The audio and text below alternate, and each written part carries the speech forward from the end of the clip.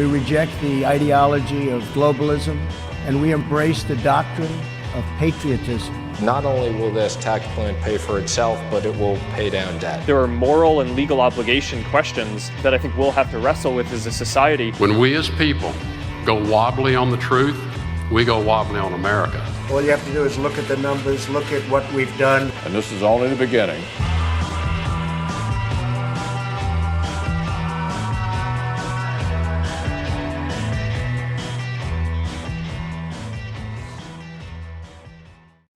You're tuned in to Evidence of Design on 100.9 FM WXIR in Rochester. It's Saturday, February 20th, 2021. My name is Jason Taylor, host of Evidence of Design.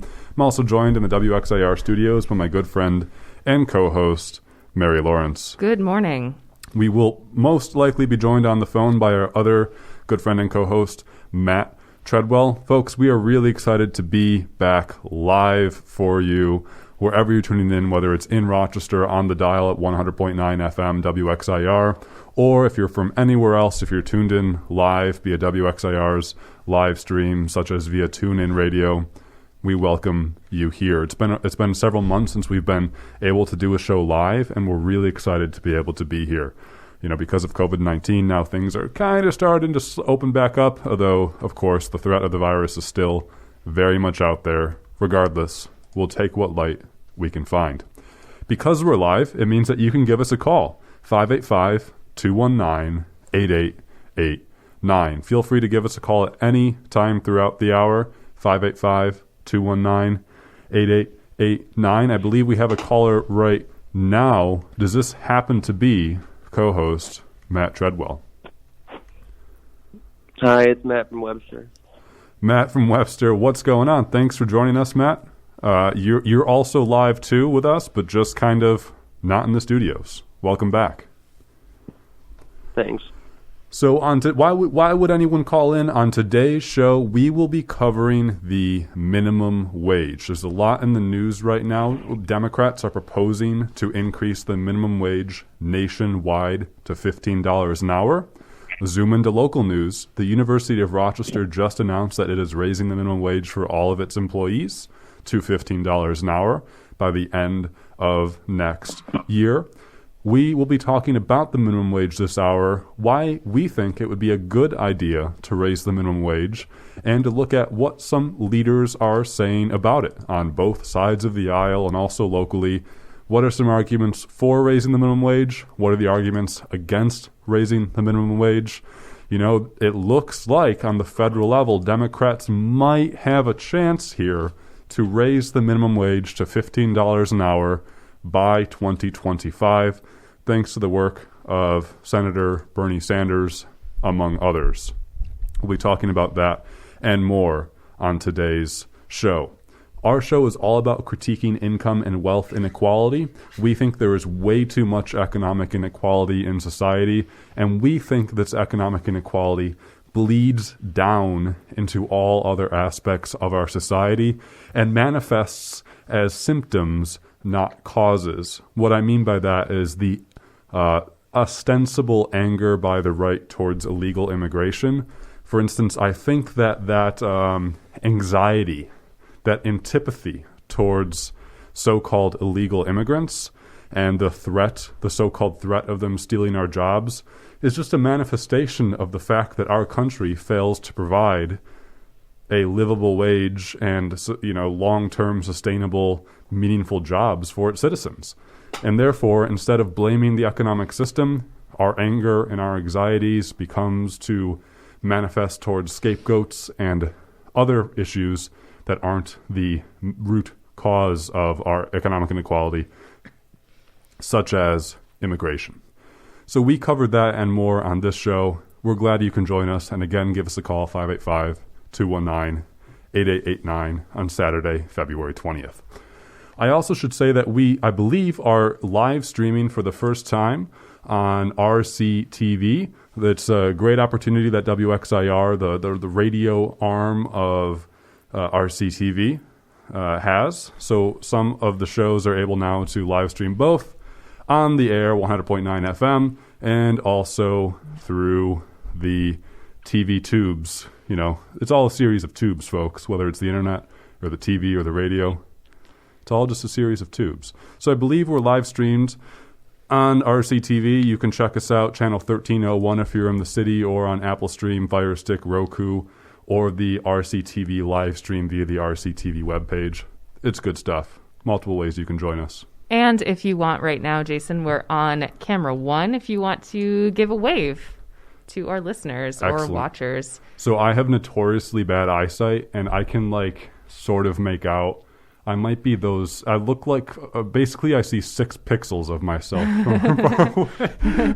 Well, you can see me, and then you can see a bunch of mics in front of Jason's face. Awesome. Is basically, or if I pan to camera 2, you can look at Jason's back. At my back, Here we go. That's the best stuff. So, you know, as someone who grew up playing pixelated video games, I'm all for this. I always wanted to be a pixelated character, so I'm down with that. Well, there you go. You know, the image I'm getting, not actually being able to view what you guys are describing, but I'm imagining Pablo Picasso painting of Dostoevsky. Oh boy. The layers, that would be pretty great. Matt, let's actually start with you here. I know we said we're talking about the minimum wage. I'm sorry, Matt. So Texas has been in the news this week because of the snowstorm that ran through Texas, and it also affected us here up in the Northeast. The folks there lost power, and the water's been out for more than a week now for many residents in Texas. And Matt, we'll get to that later on. Matt, you're a resident of Texas, and therefore you are essentially our on-the-ground reporter, just because you were born in Texas around 20 years ago. And we're going to need your insight. All around right? 20 years ago? Matt just had his birthday. He turned younger. I've spent an extensive amount of time in Texas. I am more qualified to talk about Texas than anybody who actually lives there. Looking forward to it. Thanks, Matt, for being our token representative. Well, hey, folks, let's start with the minimum wage. So I'm really excited about this. This is why elections matter. You know, imagine if Donald Trump won re-election. Imagine if Donald Trump lost re-election, which he did. But imagine if he clung to power and effectively destroyed American democracy by superseding the vote of everyone, and the Republicans essentially did what they're still trying to do, which is actively break American democracy and hold power for centuries to come through corporatocracy. So anyways, imagine if the Republicans or Donald Trump are still in power right now. We would not be able to have this radio show talking about something that could materially benefit everyone's lives right now, and that is raising the minimum wage to $15 an hour nationwide. This is pretty exciting. The minimum wage right now is $7.25 an hour. That's the federal minimum wage. My very first job, I was making $7.25. I still remember it like it was yesterday. Golly, oh, those were the days. I would make $7.25, and I don't know. I think I would buy like airsoft guns or something. I made minimum wage during a job I had in college, and at the same time I had a campus job that paid over $9 an hour. So I had my grocery job, which was just the minimum wage was my grocery money for the week, and that was all it covered. Yeah. I think if you work 40 hours a week, 52 weeks a year, so full time if you're working minimum wage job, you're making $15,000 a year. That's some serious money right there. You could buy a pretty bad used car, No, you could get a pretty standard used car for that price. You could sort of pay for college, You could go to, I suppose, community college. You couldn't really save up for anything, though. You couldn't really travel that easily. So I'm being cheeky to say that the minimum wage is not a livable wage, and we know that. The problem is $15,000 a year. You're not able to effectively live off of that. And what's worse is that most minimum wage jobs do not allow people to work full time. Right, because then they would have to give them benefits. Right. So for especially those who are making or working in minimum wage jobs, often they're not even able to work 40 hours a week or 52 weeks a year, and therefore they're making far less than $15,000 and don't have health insurance and Correct. Don't have maybe sustainable housing. There are a lot of other things that come along with a minimum wage job, unless you're very lucky and happen to have wealthy parents and are able to live off of that. Right. The federal poverty line for a single individual is $12,000 essentially. So if you're making a minimum wage, you are effectively in poverty, at least according to the federal poverty statistics. Of course, we know, we've talked about on the show, that we believe that the federal poverty line is super, super conservative, meaning that, oh, okay, so if you make $12,001 a year as a single individual, you're magically not in poverty and therefore don't qualify for a lot of social safety net programs. Well, we know that you can't really live off of $12,000 a year, nor too could you really live off of $13,000 a year, nor too could you really live off of $18,000 a year, et cetera, right? And when I say live off, it means live a life that we think human beings should have material access to in the United States of America, the wealthiest and most powerful country in the history of humanity. And so raising the minimum wage is a phenomenal way to help those, especially at the bottom, to make a livable wage. They can meet their material needs. They can be recognized as human beings through at least an economic lens. And also, by the way, we need workers, we need people to have enough money to buy products to make the country run. If you're a small business owner and you're worried about having to raise your employees' wages, well, the nice thing is that when employees make more money or when people make more money, they can then buy your products. The issue with our economy right now is we have too many people who don't have enough money to even buy goods and services. And so this is a really effective way, I would argue, raising the minimum wage to make our entire economy healthier, not just for those who would experience the wage growth, but also every single person in this country, to allow more money to be in circulation. That's a good thing. And so right now, the federal minimum wage is $7.25. In New York State, it was just raised this year to be $12.50 an hour. In New York City, it's higher. It's $15, but cost of living is higher there. So across New York State, the minimum wage is effectively $12.50 an hour. And that's because states have the power to set their own minimum wages. 29 states right now have minimum wages higher than the federal minimum wage. That means in those 29 states, including, for example, New York, people make more money than whatever the federal minimum wage is. So though we said the minimum wage on the federal level is $7.25 an hour, folks in these 29 states are making more than that if they work minimum wage jobs. Basically, it works as you make the smaller amount or the larger amount of the two. So if there is a federal minimum wage and a state doesn't have its own minimum wage, then you would just make the federal rate. And there are some states, I believe there's one state at least, that has a lower minimum wage than the federal minimum wage, but because the federal minimum wage is higher, then that is the minimum wage. It's possible that state just never changed the law and decided to use the federal rate. But in the United States, you have to make at least $7.25 an hour under certain conditions. So this is something we haven't gone into yet, but it doesn't apply to contractors or volunteers. You have to be employed by an employer, which we can go into later. Yeah, that's a great point, Mary. So 29 states right now have minimum wages higher than the federal level. 14 states have minimum wages at the federal level of $7.25 an hour. 2 states have minimum wages below the federal level. So that means it doesn't matter. Those workers there are going to make whatever the federal level is. And also there's 5 states who don't have a minimum wage. And so why we're talking about all of this is because this new federal minimum wage of $15 an hour, if it's passed by Democrats, and why I say Democrats is because Republicans are opposed to this. If it's passed by Democrats, then everyone across the entire country will have to at least make $15 an hour. Of course, there are some caveats, and Mary will touch upon those. For instance, if you work as a waiter or a waitress, you're likely not going to be covered by the $15 minimum wage, because you're still working for tips mainly. Well, there's a different minimum wage for restaurant workers. Right. I also just want to make a quick interjection here.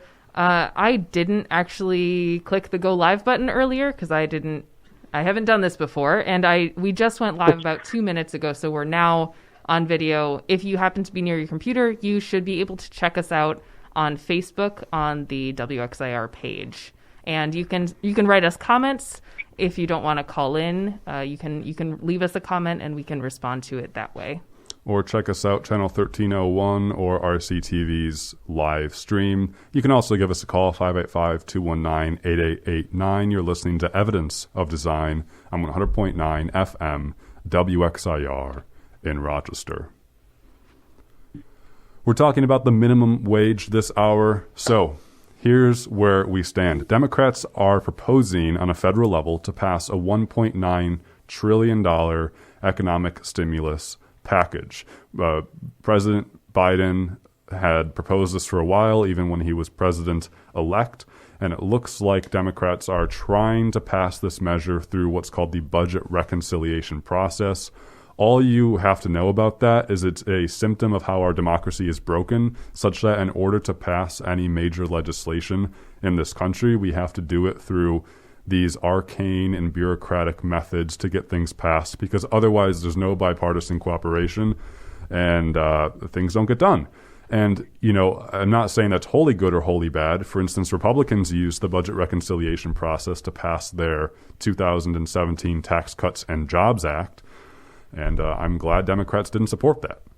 Well, this time, Democrats are wanting, among other things, to give people more stimulus checks, to give aid to state and local governments, to expand unemployment insurance and benefits, and also to raise the minimum wage to $15 an hour. Republicans, of course, do not support any of this. I'm not surprised. I'm not surprised because they see solutions to problems as giving tax cuts to wealthy people, whereas in general, Democrats see solutions to problems as giving more money and income to, well, not the wealthiest of individuals. I tend to subscribe to that social framework, that we need to support those at the bottom as opposed to those at the top. Not because I don't care or don't love people who are wealthy. It's because they're already fine. They don't need to do anything, right? We can tax them. We can raise their top marginal tax rates to 90%. They're still going to be millionaires and billionaires. They'll be just fine. The problem with everyone else at the bottom or in the middle is that we're not fine, and we need help, and that's why we have a society, and that's why we have a government, so that we can effectively all help each other. In theory. Absolutely. And we're able to do that. We've done it in the past. We can do it again, and so I'm really excited about this. Senator Bernie Sanders is proposing... Matt, are you ironically laughing, or are you crying? I can't tell. I'll leave it up for interpretation. We've ran the ebbs and flows of political optimism and pessimism. I'm back to feeling optimistic. That'll probably last. I don't even know if it'll last the length of the show, but I'm going to try. I mean, it might have some. It's sunny out today, so sometimes that helps. As I look out and it's snowing right now, it's like a hail of snow coming down. You know, it's sunny though. I'll give you the link then. Yeah. So Senator Bernie Sanders is proposing to have what's known as the Raise the Wage Act of 2021. That would raise the federal minimum wage to $15 an hour by 2025. The Congressional Budget Office reported that would lift 900,000 people out of poverty. However, the Congressional Budget Office also says that this proposal would increase the federal deficit by $54 billion and cost 1.4 million jobs by 2025. Now, this is the argument you hear from Republicans and those on the right whenever it comes to the minimum wage, is it's going to cost people jobs. If you're going to raise the minimum wage and make employers pay people more, employers will have to lay people off because they simply cannot pay them. They don't have the money to pay people a livable wage. The counter argument to that is that the purpose of capitalism in theory would be so that workers make livable wages to buy and sell goods and services so that the entire economy runs. And if your argument is that people don't deserve or aren't guaranteed or shouldn't have to make a minimum wage or a livable wage in an economic system, then I would contend that your economic system is broken and we should have a new one. Also, I would contend that there are lots of reports out there that counter the Congressional Budget Office claim that raising the federal minimum wage would cost 1.4 million jobs. There are plenty of economists, and you can just Google this and see counter arguments to say that raising the minimum wage would not necessarily cost that many jobs or jobs at all. Indeed, plenty of states, 9 states to be exact, have already pledged to increase the minimum wage to $15 an hour. New York State is one of them. And I don't see people being laid off because of the minimum wage rising. I don't see that. If you see that, if you have stories about that, again, 585-219-8889, but I don't agree with that assessment. I think that COVID has shown what a hack argument this idea is, that there are just some jobs that are too low skilled or too I can't think of a word right now, but they're too low skilled to be worth making a livable wage. You know, like your burger flippers at McDonald's or your checkout people at Wegmans. And I think the reason why that nobody can make that argument anymore is because COVID has shown us that these people are essential for this system to run. And if they're not able to work, then the system doesn't work. And so the argument that people make is that these are temporary positions meant to be held by, you know, people in college or teenagers on their way to a new career path. But the reality is that we always need to have janitors. We always need to have somebody manning the checkout line. We always need to have somebody in fast food restaurants to serve food, because these are jobs that help keep the system running. Remember all of the meat factories who were not allowed to shut down even when COVID outbreaks were happening, like the Tyson meat plant. Yeah, that's a great point, Matt. There's a counter argument used often by the right, just like what you said, where it's like, look, if you're making minimum wage, why don't you just like not do that? Why don't you just work harder or move somewhere to get a job that pays a better wage? And it just, whenever people say that, it's really funny to me, because it strikes me as suggesting that no one realized they have the power to do that. Like, wait, I could just make more money? Great idea. I didn't know that. You know, so there's like obviously that that silliness, but you know, something a little more intellectually honest that they might say, and you brought this up, Matt, is, well, you know, you might be making minimum wage now, but it's only temporary, because we all got to kind of do our time, right? I'm sure Jeff Bezos started out sweeping the floors at his mom and pop shop or whatever. You know, I don't know Jeff Bezos' background, but we heard this from Kelly Loeffler. She used to be the senator. It was just called Don back then. Yeah. We heard this rhetoric from Kelly Loeffler, the used to be senator from Georgia, who thank you for losing the election to Raphael Warnock. Oh God, thank you that she is not in power in the Senate. I couldn't think of anyone who deserves to hold power less, perhaps, than Mitch McConnell or Donald Trump.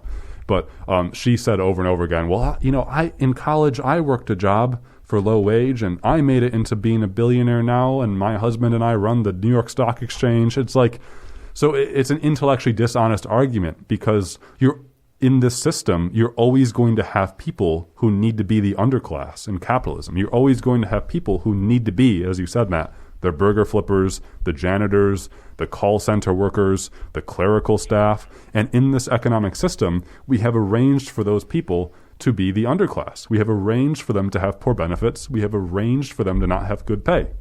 Not because they don't bring value to the system, right?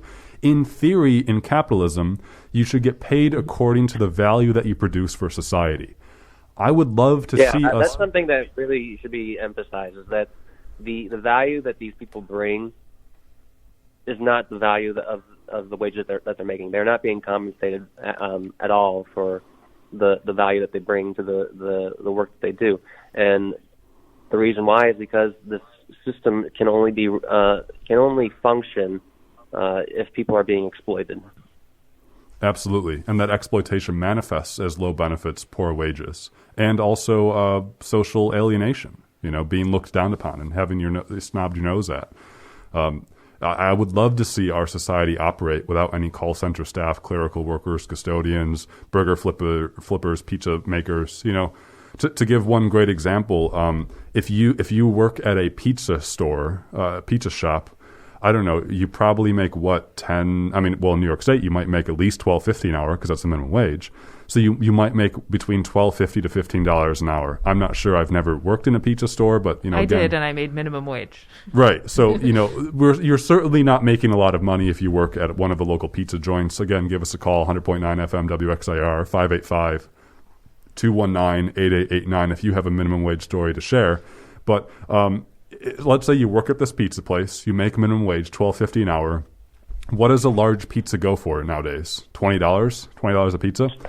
So if you make, you're standing there with the ingredients, you literally make a pizza for someone, and then you sell it to them for $20, you have produced more than what your labor is worth, right? Because you magically made a surplus of $7.50 on that pizza that you made. The $20 pizza, you get paid $12.50 an hour. Well, the odds are you're not just making one pizza an hour. You're probably making, 10, 15, 20, 30 pizzas an hour. So do that math, and you can see, where does that money go? Multiply 30 pizzas by $20 a pizza, and you can see it's way more money than what people's labor is being rewarded for. And this is the issue with capitalism, is that the money isn't going towards the people producing the goods and services. It's going to the owners of the capital, right? And so you could argue, well, it costs money to keep the lights on in the pizza parlor, it costs money to buy the dough and the pepperoni and the cheese, but there's always profit in there somewhere. And I don't think it costs a whole heck of a lot of money to buy dough. I'm not saying it's free, but it certainly costs money. And so the argument is there is money being taken away from especially people at the bottom, but also all of us. Anyone who's a laborer, you're not getting the full value of your labor. And raising the minimum wage would be an effective way to counteract this. $15 still isn't worth. Go for it, Matt. Sorry.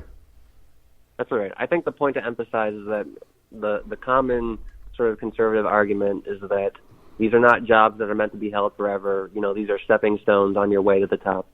And the counter to that is, I think, always is that, but yes, there always has to be somebody at the bottom. Yep. Always going to be someone there. And if it's not you, congratulations, but who is it? Is it your son, your daughter, anyone else in your family member? Anyone else in your family, anyone else There's someone who's going to be there. And so let's actually listen, I think, now to someone making a counter-argument against the minimum wage. We're going to hear from Republican Tim Wahlberg. He's a member of the House of Representatives from Michigan.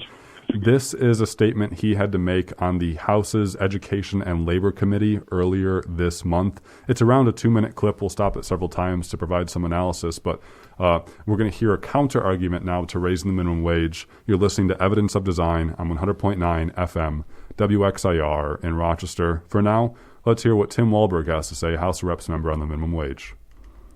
I have to respond to some of the prior statements that don't come up to the test of reality. There's a reason why many jobs have gone from the northern states, whether it be Minnesota or whether it be Michigan, and have gone to the southern states and provided jobs for people, living wage jobs that are exceptional beyond what they had before, because northern states decided that they would put in places arbitrary decisions on wage levels that impacted the ability of businesses, small businesses and otherwise, including large businesses like General Motors, Toyota, and others that chose southern states with a good workforce, with people that want to work, that people that will appreciate the level of pay beyond what they were getting because the jobs have moved there. So to talk about having a problem with a regional wage scale that makes it possible for people to expand, to have more choice for the jobs and opportunities they have, is absurd. So we're going to pause Representative Wahlberg's statements there so we can hear him saying, again, he's from Michigan, so northern state. He's saying, look, we can't raise the minimum wage here because the North has already done this. Northern states have raised the minimum wage, and look at what's happened. All of these jobs have fled to Southern states because Southern states has lower minimum wages, and companies see that, he doesn't say this, but companies can see that they can exploit workers better in the South, and so they move their jobs there. And he literally says that there's livable wage jobs moving from Michigan to the South. I'm very curious at this point as to what he understands to be a livable wage, because all he mentions is that these wages, he doesn't say what they are, but he mentions just that they're more than the people were making before. Right. And that does not necessarily mean that those are good wages or livable wages. Like, just because you're making more than you were before doesn't mean that you're operating at a way that makes your life sustainable, your lifestyle sustainable, and that you're able to save for the future. Because, we always have to keep in mind that at some point our bodies are going to be at a point where we can't labor anymore, and we're going to have to save for that time. So are these livable in thinking about your whole life, or is it just that, you could barely put food on the table before and now you can eat 3 meals a day, and that's better because it's better than it was before? Yeah. It's just really funny because, he's from Michigan. The minimum wage in Michigan is $9.65 an hour. And so I guess he's complaining somehow that, Michigan raised its minimum wage to $9.65. That's so high that companies couldn't afford to pay their workers, and so they went to the South where it's $7.25 an hour. If you make $9.65 an hour and you work 40 hours a week, 52 weeks a year, you make $20,000 a year. That's not a good wage. That's not livable.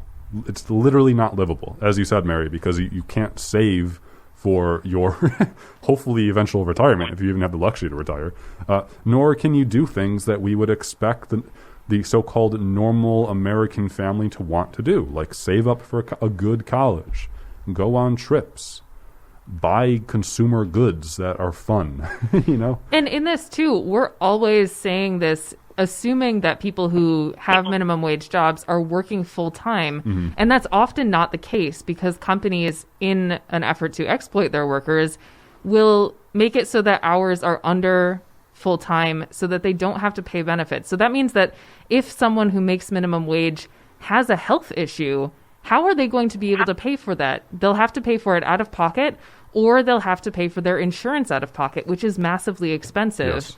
Thankfully, at least in New York State, there is state-run health insurance for people who make under a certain amount, and $20,000 a year would fall under that certain amount. So you'd be able to get state-sponsored health insurance, which still costs money and still has copays and still has, deductibles and such.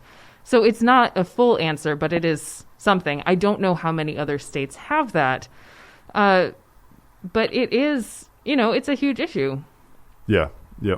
And so, his argument of jobs leaving the North and going to the South because the North raised minimum wage, it's just not backed up by reality. It is true that Southern states, Sunbelt states, Midwestern states have seen increasing populations there as people perhaps leave the coasts because housing has gotten so ridiculously expensive and living expenses have just gotten so high there that Americans are seeing some sort of demographic shifts towards the interior of the country.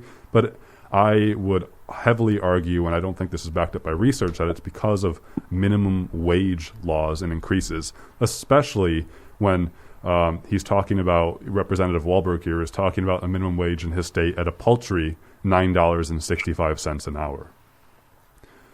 Let's continue to hear another minute from his statements, though, on why he opposes raising the federal minimum wage to $15 an hour.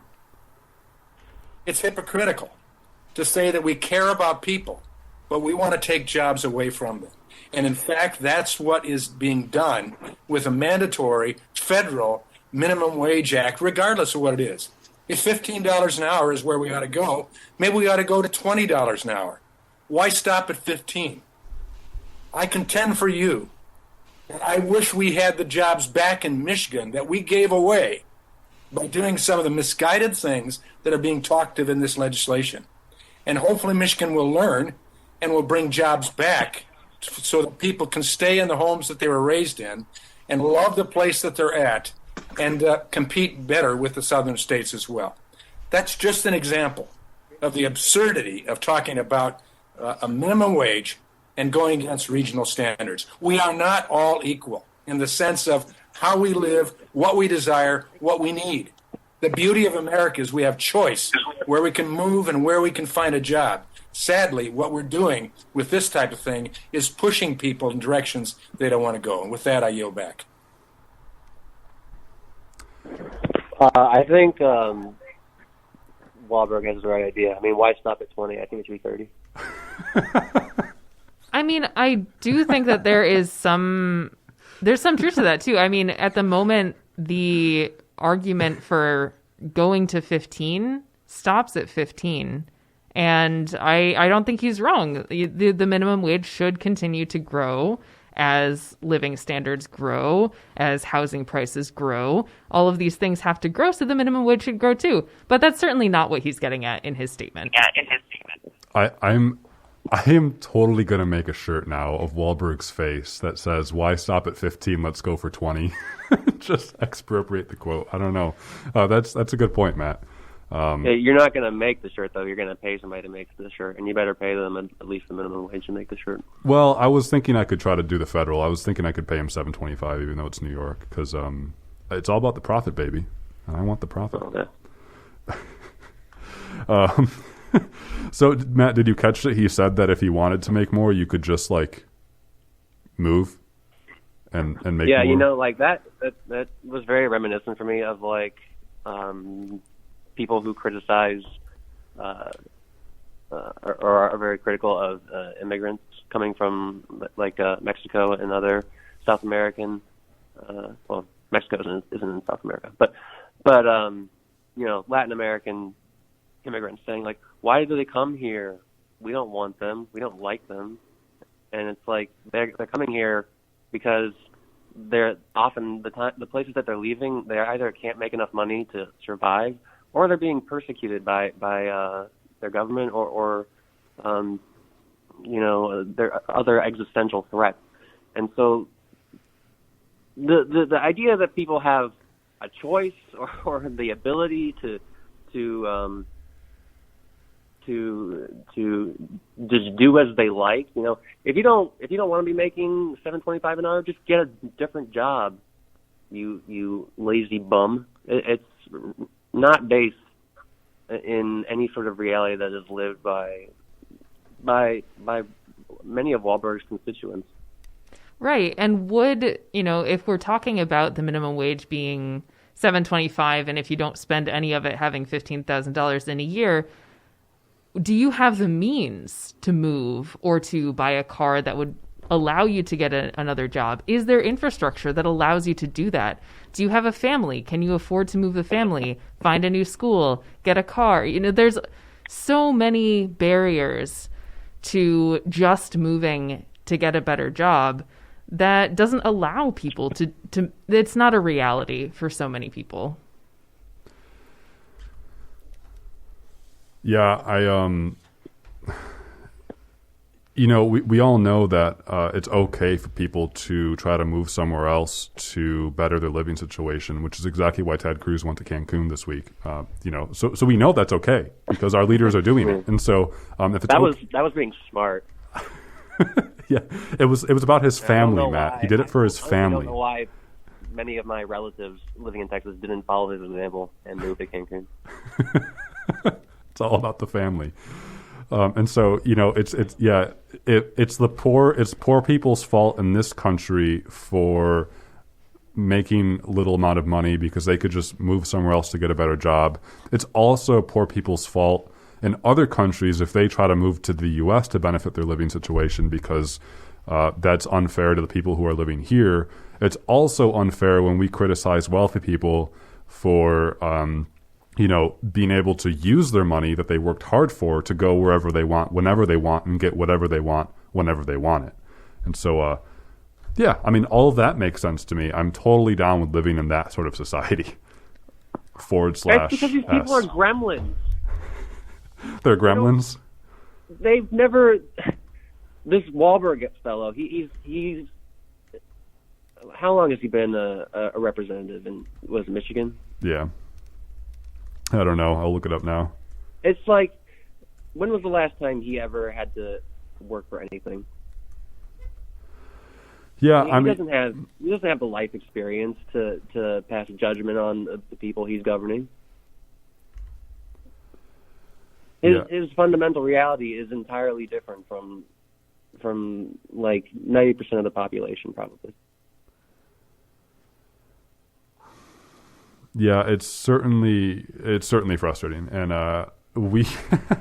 it is so, I have to hold back so much when it comes to anything that like a Republican does, because it's beyond the pale. It's existentially beyond the pale. But hey, they would say the same thing about our show, so that's the issue. So I'm trying to be generous here, but at least what we can say is that the statements that they make when it comes to economics does not reflect the facts. And I hope we've proved that point so far in this hour on Evidence of Design, which is on 100.9 FM WXIR in Rochester. As a reminder, you're welcome to give us a call, 585-219-8889, 585-219-8889. You can also catch us on Facebook, WXIR's live stream, and also RCTV's live stream. We'd love to hear from you there as well.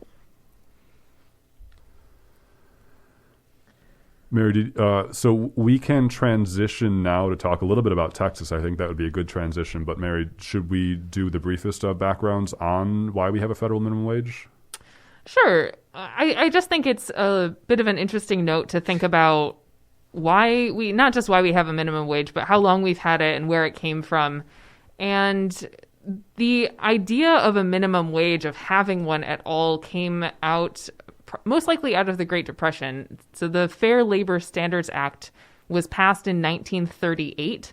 And as far as I understand, with the research that I did, that is the first time we had a minimum wage in the United States. And basically what the Fair Labor Standards Act decided was that people would have a right to a minimum wage, that they would cap out at 40 hours a week. So 40 hours became the standard work week. And if anyone was going to work over 40 hours a week at that job, then they would receive pay of time and a half. So 1.5 times the minimum wage or whatever their salary is. And it also prohibited employment of minors in what is called oppressive child labor. Not entirely clear what that is, but I believe it's just people under 18 were prohibited from doing certain dangerous jobs. This, however, only applied to people only applies to an individual who is employed by an employer. So as I mentioned earlier in the show, this doesn't affect people who are independent contractors. And, that's huge right now. There are a large percentage of Americans who work in what we call the gig economy. So maybe drivers for Uber and Lyft. They don't have these protections and still don't have these protections. It also doesn't apply to volunteers, which, makes sense because they're not paid anyway. But it does cause a lot of problems and continues to by only classifying certain people as employees. There are also separate regulations for people who work in the restaurant industry or tipped workers. I believe the current federal minimum wage for tipped workers is $2.13 an hour. All right. So that's for anyone who makes a tip of at least $30 a month. Holy crap. Yeah. So you could make $2.13 an hour and only $30 in tips, and that would be enough. This act has been amended many, many times, and I just want to mention the most recent amendment was in 2007, so nearly 14 years ago, and that was the amendment that allowed the minimum wage to go up to $7.25. So the federal minimum wage has been stagnant in many states for over 10 years. Yep. Because the minimum wage went up to $7.25. So it started in 2007 to raise up to $7.25, which it reached in 2009, and it has been there since. And since then, several states, as Jason mentioned earlier, over 20 states have made their own laws. New York is one of them, and New York is currently on track already to raise the minimum wage to $15 an hour. It already is $15 an hour in New York City, Long Island, Westchester counties, and the rest of the state just went up from $11.80 an hour on December 31st. The minimum wage in New York State was raised to $12.50 an hour.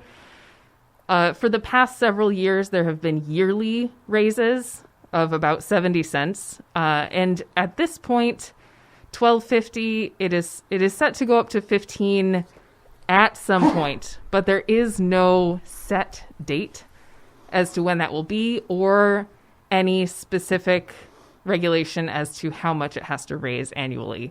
It is just going to get to 15 at some point. Yeah.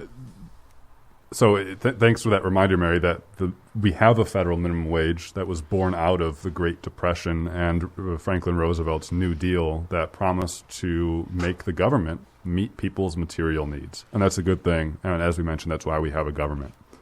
And it's also, thank you for the reminder, Mary, that the federal minimum wage hasn't been increased in over a decade. And I believe that's been the longest in the history of the minimum wage that it has not gone up.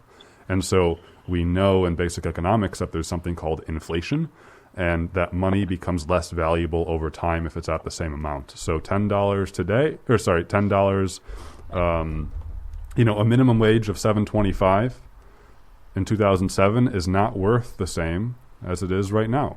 It's maybe worth, $6.30 an hour. So you need to keep increasing money over time because of inflation. We could have a different system that does that, but that's the system that we have. And so inaction is essentially negative action, right? Not doing anything is the same as making something worse because of inflation and purchasing power. I want to end our discussion on minimum wage with two very brief final points.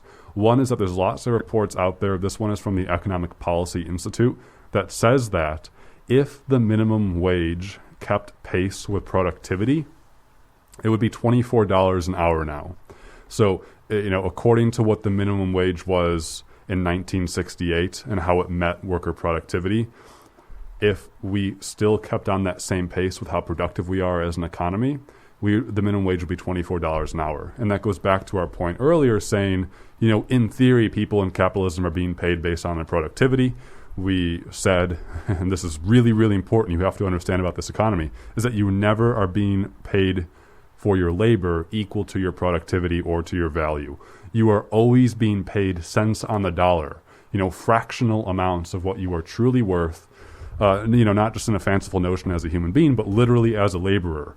And we shared that with a pizza store. If you sell one pizza in an hour that's worth $20, but you get paid $12.50 an hour because that's the minimum wage, where does that $7.50 go? Well, it goes to the lights, it goes to the pizza ingredients, etc. Well, what happens if you sell 30 pizzas in an hour, which is pretty realistic? Where does that all go? Well, it goes to the capitalists. It goes to the business owners. And that is their profit. And so you're never being paid your true productivity or your true value. And so minimum wage should be far higher than 15. And I completely agree with Tim Wahlberg, the Republican from Michigan, that the minimum wage should be even higher than $15 an hour. I'm all for that. My last point I want to make, and hopefully we hammered this home, was that if the minimum wage is low, people do not have money to meet their basic needs. They have to rely on the social safety net, which is us as taxpayers paying for it, and it also is a burden on our whole economic system because they're not able to buy goods and services from, say, the mom and pop shops or whatever. Someone's money is always someone else's profit or income too, and so we need money to be in circulation. The problem that we have now in all these red states in particular, where the minimum wages are so low and poverty tends to be so much high, red states, southern states, Republican states have higher poverty rates than blue states. And as a result, people living in red states are a bigger drain on the social safety net than those living in blue states.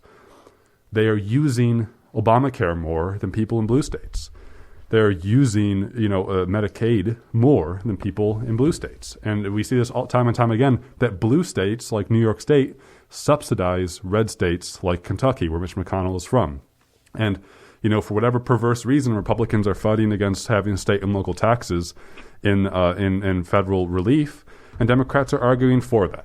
And so It just makes no sense that you wouldn't want to raise the minimum wage because it would reduce the burden on the social safety net too. There's so many reasons to raise the minimum wage. If you've listened to us this whole time and you are not out in the streets right now with a pitchfork and torch saying raise the minimum wage, I'm not inciting a riot here. I'm just speaking metaphorically. I think it's a great idea to support. And in fact, polls show that most Americans do support it, and that's a great thing. So yay, go Bernie Sanders, yay, go Democrats, yay. Let's get this minimum wage up to $15 an hour. Let's transition now to talk about Texas for our last 10 minutes on Evidence of Design on 100.9 FM WXIR in Rochester. This week, we saw a big storm pass through Texas and carry its way all the way up to the northeast of the United States. I'm sure everyone has seen the photos of Texas having an inch of snow on the ground. No, I'm just kidding. But, having power outages and freezing pipes and people having to boil water. And it's a really, really sort of devastating situation. And there's a lot of really interesting things that fall into this story, such as Texas's decision to deregulate the power grid, the conservative idea that federal regulation or government regulation of any kind is bad and let the companies do what they do best. And so deregulation has led to this disaster in Texas. Climate change has probably led to this disaster in Texas, having more sporadic weather patterns and effects. A lack of infrastructure spending has likely led to this problem in Texas, where our aging infrastructure system across the entire United States is sort of a mockery and really sad, and poor infrastructure has likely led to this. And also this sort of cultural idea of go-it-aloneness, of independence-ness, of pull yourself up by your own bootstraps-ness, and Texas staying on its own power grid is likely a reason that this mess has happened in Texas. So this story pulls together all of these things: deregulation, climate change, needing more infrastructure spending, and a culture of go-it-alone. It's a really beautiful story to tie all those together, and it's a really sad and unfortunate story that it all has to happen and affect the lives of people in Texas, because this is not okay.